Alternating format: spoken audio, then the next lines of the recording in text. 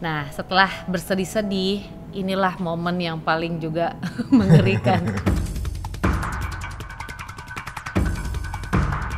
Itu anak ketika tidur jadi ngangkang nih, karena nggak mau dipakai apa-apa gitu ya, ngangkang gitu. Terus dia ngeliatin terus gitu, Pi, lihat tuh, burungku jadi gede.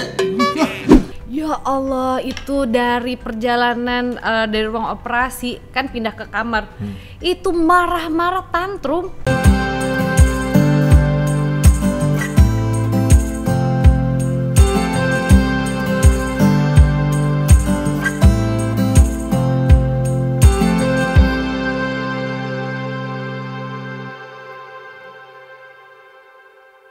Jadi nanti adek hirup ya, adek adek hembus ya, tiup, nanti adek bisa tidur lama-lama dengan ini. Nanti adek tiup lagi, nanti adek tertidur, tiup lagi.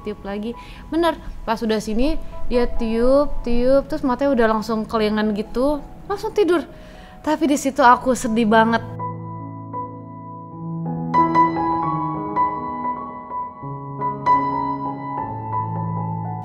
Karena ya aku nggak boleh dampingin karena memang harus steril semuanya. Terus aku harus ninggalin Atala. Terus aku nanya berapa lama nih proses bedahnya gitu. Terus ternyata makan waktunya 1 sampai 1,5 jaman. Abis itu akan dimasukin ke ruang observasi karena bius total. Jadi aku nunggulah di atas. Itu untuk ninggalin ruang operasi tuh, aduh sedih banget karena ya lagi-lagi deh sedih banget. Ya, belum pernah ya. Belum pernah ya untuk ninggalin anak kita. Jadi di situ. kita ingat waktu kita kemarin ngelepas Gavin ya, gitu, nganterin Gavin untuk ngelepas Gavin itu ya latihan buat kita jadi orang tua ngelepas anak di bawah pertama kali kan gitu. Kemarin ngelepas Atala di operasi gitu. Aduh kayaknya karena belum pernah kita nganter anak ya, itu lebih sedih ternyata ya. Iya, pipi saya cuma dikasih gambar aja begitu, dikasih fotonya. Ya Allah, udahlah nggak apa-apa, nggak usah pakai dibius kali ya biar dia gitu kan kita. Karena bius pikirnya total udah traveling kemana-mana kan gitu kita, gitu. Karena kalau bius total kan ya dia kan berarti kan dalam keadaan nggak sadar sepenuhnya gitu kan. Jadi aku udah kayak aduh ya Allah, berdoa aja sampai aku juga ngajarin ke Atala, adek Bismillahirrahmanirrahim ya, nanti kalau misalnya ada sakit adek istighfar terus aja, istighfar, astagfirullah ya, walaupun dia belum ngerti apa gitu ya, tapi ya setidaknya kita biasain ngomong kayak gitu supaya dia lama-kelamaan dia juga jadi kayak terbiasa juga. Nah udah tuh akhirnya 1,5 jam berlalu, dari pihak rumah sakit langsung nelpon, Ibu Atala udah selesai gitu, boleh langsung temenin ke ruang observasi. Barusan ditelepon, jadi kurang lebih 1 jaman tindakan. Nah tadi aku ditelepon dari ruang operasi, katanya Atala udah selesai tindakannya dan sekarang lagi mau menuju ke ruang operasi lagi, mau lihat keadaannya. Pas masuk ruang observasi, jedar itu yang paling ininya ya. Ya bayangin Pi, ngeliatin anak terbaring di tempat tidur gitu, posisinya pakai oksigen, terus badannya lagi diangetin karena kan dingin kan, diangetin pakai uap gitu, pakai ditutup-tutup semua. Kayak ya Allah, ini kayak anak gua ngapain gitu kan, kayak emang sedih banget gitu. Terus pas di situ dia dalam keadaan belum sadar gitu kan, terus aku diem aja di sampingnya, ya Allah deh gitu kan, ngeliatin, ya nggak bisa ngapa-ngapain kan, maksudnya aku juga nggak boleh ditemenin sama orang kan, harus sendirian, aku nggak bisa ditemenin sama Kaila, nggak bisa ditemenin sama siapapun, jadi ngeliatin, nggak tahu mau ngapain, jadi aku ngeliatin, ternyata sama dokternya disuruh ditepuk-tepuk, bangun, dan cara nepuknya tuh nggak yang kayak gini-gini, tapi ayo Atala bangun gitu, mau umur, jadi dia supaya langsung sadar gitu loh. Terus pas dari situ kan aku kayak ya Allah, anak gue digituin gitu kan, tapi emang prosedur yang kayak Atala bangun gitu, jadi ya ini kan nggak sakit kan, cuma tepukannya kan emang agak begini tuh, coba kan namanya anak kecil kayak langsung gini, terus mata merah, terus dia masih kayak bingung dia lagi di mana gitu kan, itu sedih banget loh beneran. Itu sedih banget. Terus dia ya udah, terus akhirnya dia bangun terus masih kayak belum sadar lagi, cuma ya kan semua kan di ini kan, dia ada saturasinya di jari-jarinya, jadi emang kelihatan lah kalau misalnya ada sesuatu tuh akan terlihat dari monitor. Jadi alhamdulillah monitor juga jelas, di saturasi masih aman semua, jadi alhamdulillah udah bangun. Nah setelah bersedih-sedih, inilah momen yang paling juga mengerikan. Dia nggak terima. Kalau kamu kirim gambar aja. Dia nggak terima kalau dia disunat, guys. Waktu kamu kirim gambar, aku tuh kan udah mikir, aduh, ya pertama kali ya gitu ya. Ini maksudnya nggak mesti Atala, Gavin atau Kela pun dalam keadaan begitu aja. Udah pasti kita baper lah gitu, karena belum pernah kita lihat anak kita sampai dibius gitu, kemudian operasi gitu kan. Ya mungkin ini perkara ringan, kitanya masih ya namanya orang tua baru ya, masih agak drama gitu. Tapi di situ pikiran dah, terakhir kali tadi sore ngapain aku sama dia, itu udah traveling situ, ngapain kita senang-senang apa gitu, udah begitu pikiran kita udah. Ya, tapi kamu ada ngerasa bersalah nggak ketika kamu lagi keadaan kayak gitu, momen yang lumayan ini juga? Aku nggak kepikiran kalau sampai begitu, ibaratnya kan ya udah prosesnya. Tapi emang Pipi tuh kebiasaan, dia tiap kali momen itu selalu nggak ada acara, dari gue operasi, dari siapapun, pas di momen itu. Jadi emang gimana ya, mau dikasih tahu juga susah. Bener nggak? Kadarullah itu. Iya, kadarullah. Udah ada yang ngatur. Iya, semua ada. Buktinya semua beres kan? Iya. Ada aku belum tentu beres, takutnya ntar kali gitu. Tapi pas sudah sadar gimana? Ya udah pas sadar terus akhirnya bangun, mungkin kan baru berasa juga tuh sakitnya, mungkin obat biusnya habis atau apa. Ya Allah, itu dari perjalanan dari ruang operasi kan pindah ke kamar, itu marah-marah tantrum. Dia tantrum dan dia kesel banget. Aku minta dibalikin aja, kayak gitu maksudnya. Jadi burungnya minta dipasang lagi. Minta dipasang lagi terus dia pikir kayak Lego kali ya, bisa copot tolong dipasang lagi gitu kan gitu. Terus dia nangis, dia tendang apa, ya namanya anak-anak ya. Jadi bener-bener semua diobrak-abrik. Ya tapi gitu, lagi-lagi kalau misalnya anak tantrum, kita nggak bisa kita iniin terus, malah nanti dia nggak akan habis tenaga, maksudnya nggak akan habis, malah kita dipukul-pukul atau apa. Jadi udah diemin aja. Akhirnya aku diemin aja, ngeliatin dia marah-marah, teriak-teriak apa segala macem. Karena kan dia juga puasa ya, aduh itu juga puasa juga kasihan ya. Kan sebelum operasi dia harus puasa 6 jam nih, lupa nih skip 6 jam. Jadi kita kan makan, terus dia kayak, aku pengen makan. Bayangin gak, Atala tuh paling gak seneng makan. Tapi karena dia puasa 6 jam, dia kayak pengen banget makan dan kita gak boleh ngasih sedikit pun. Minum pun gak boleh ya. Itu kayak, ya Allah kok gue tega banget sampai kayak, apa-apa kali cheating aja gitu, kayak gitu ya. Tapi ya alhamdulillah kita bisa alihin ya. Ya udah akhirnya pas waktu dia ini dia sadar, dia kan emang dari sebelumnya dia udah request, aku pengen pizza, aku pengen ini. Ya udah pokoknya udah aku siapin. Jadi pas waktu dia selesai aku udah siapin ada pizza dan lain sebagainya. Tapi sama dokter juga gitu, nggak boleh langsung kasih karena kan dia habis operasi. Minum pun juga nggak boleh langsung glok gitu. Jadi harus benar-benar dia sadar, dia udah nggak ngomongnya tuh udah fokus, ngomongnya udah bisa tektokan sama kita, jangan sampai kita ngomong apa dia masih ngelantur, karena kalau dia kayak gitu berarti dia masih belum sadar banget, karena itu berbahaya, malah jadinya dia kesedak. Jadi ya udah benar-benar dia ya udah aku biarin aja dia marah-marah, dia nangis-nangis, dia nendang-nendang tempat tidurnya apa segala macam. Cuma aku takutin itu kan bagian burungnya ya, karena kan dia habis dioperasi, habis gunting. Kalau gerak-gerak terus segala macam sampai ada darah loh di spraynya, aku udah kayak Allah, aduh gimana nih udah. Tapi ya gimana? Ya udah harus dilewatin kan kayak gitu. Tapi nggak apa-apa ketika tahu dia ngamuk gitu, saya pikir oh udah balik nih anak nih. Iya gitu. Cuma aku pikir gitu juga. Jadi nggak apa-apa lah, yang penting udah sadar, udah balik lah. Emang kalau masalah sunat ya ketika bangun marah-marah itu emang hampir semua anak ya begitu. Ketika biusnya hilang uring-uringan emang sih. Ujung tombaknya itu ya disunat emang itu dia yang paling penting gitu. Tapi akhirnya ketika dia udah ini sendiri kan dia bilang, aku sebel sama Mimi, pokoknya semua dikeluarin lah sama dia. Aku udah diemin aja, ya udah aku cuma bilang istighfar, masih teriak-teriak. Sampai akhirnya dia diem sendiri, dia tidur, mungkin dia capek ya, tiduran terus bilang, aku lapar. Ya udah, aku ambilin lah pizza. Abis loh 2 loyang. Ya tapi itu dia tadi ya, kalau bicara soal gimana caranya untuk nguatin si kecil Atala untuk bisa sunat tuh sebenarnya ya bukan sesuatu yang mudah. Nah emang kita juga belum ada rencana, sebelumnya belum ada rencana untuk itu, untuk sunat, untuk kita ya belum ada.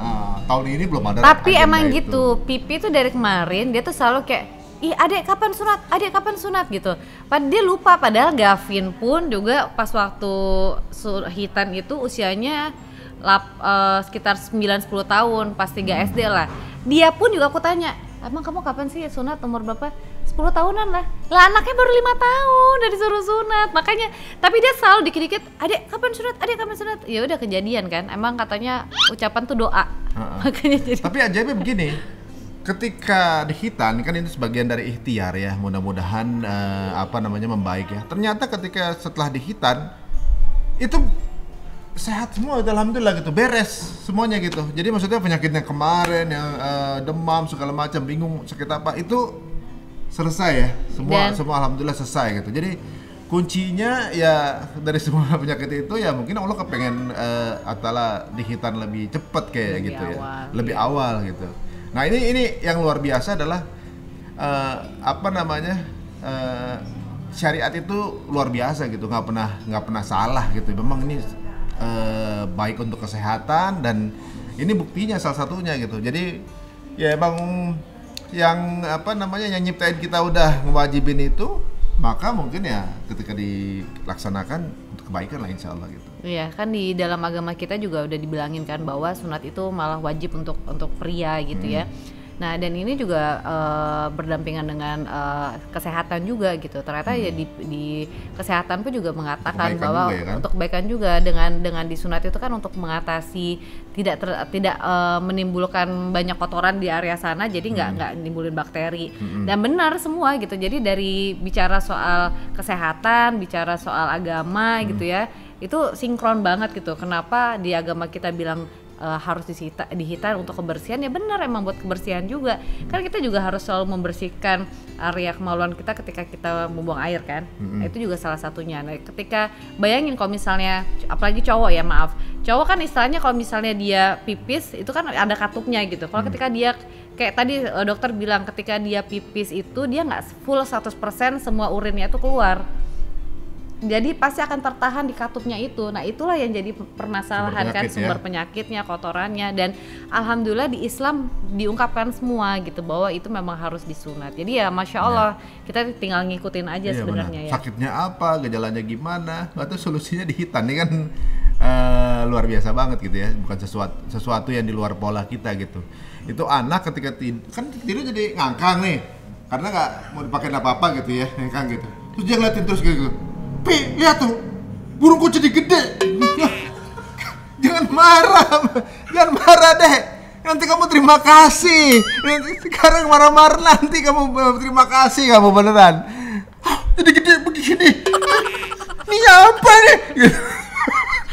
Tapi ya, itu kan, ini dokternya keren sih emang gitu ya. Dokternya bagus sih, jahitannya bagus. Bener gitu, bentuknya kayak Godzilla tuh. Ya tapi ya itu dia, alhamdulillah ya.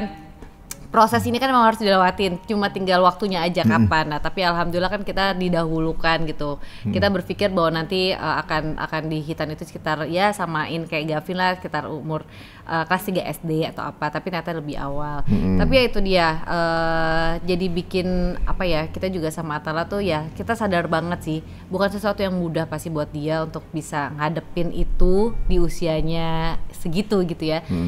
Kita tahu pasti itu sakit banget gitu, walaupun saya nggak tahu rasanya kayak apa ya, cuma saya yakin itu sakit banget gitu. Ngilu gitu, kesenggol-senggol kayak sakit banget, sampai kita beliin ada celana batok gitu, jadi celananya tuh bener-bener gede segitu buat posisi nutupin bagian itu. Jadi, doang. Mau saya ambilin nggak? Ya ini aja, bayangin kayak Squid Game aja. Nah itu kayak topengnya Squid Game, tentara Squid Game tuh. Jadi kayak topeng Anggar, jadi gak bakal tong tak gitu, bakal nggak kenapa-napa gitu. Nah di sini gantung. Itu aja nggak boleh salah duduk, duduk begitu, dia kan bisa teriak, teriak gitu, saking ngilunya gitu. Tapi di sini kejadian ini memang banyak pembelajaran, kita jadi tambah sayang sama Atala. Kita kan sesaat seperti banyak kegaduhan di pikiran kita yang enggak gitu pada saat dia masuk ruang operasi kan.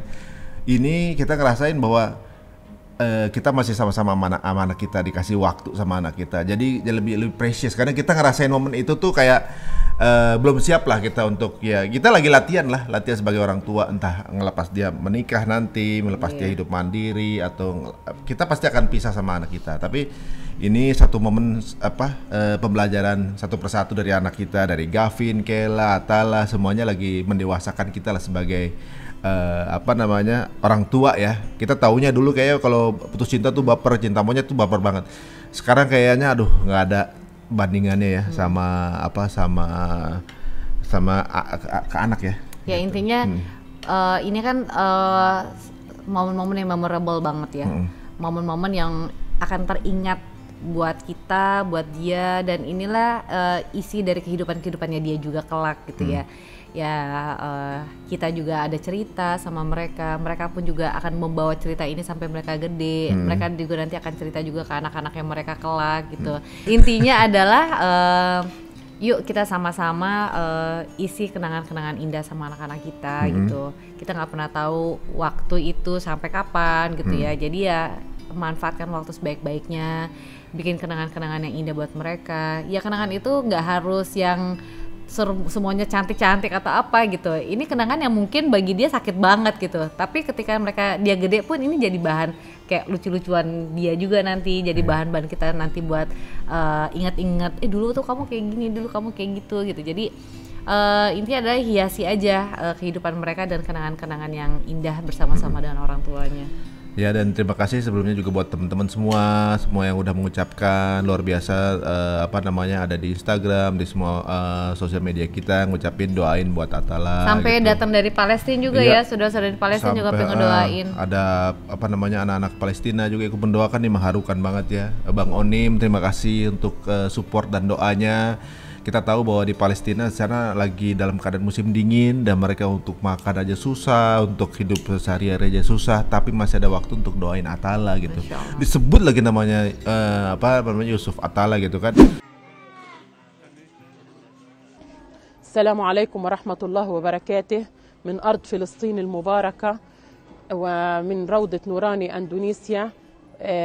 باسمي وباسم العاملين في هذه الروضة والأطفال الأيتام نتقدم بالشفاء العاجل للطفل المريض مزبريتا يوسف عطلة، ونتمنى له شفاء لا يغادر سقما بإذن الله سبحانه وتعالى، وأن يعود إلى أهله بسلامة تامة إن شاء الله.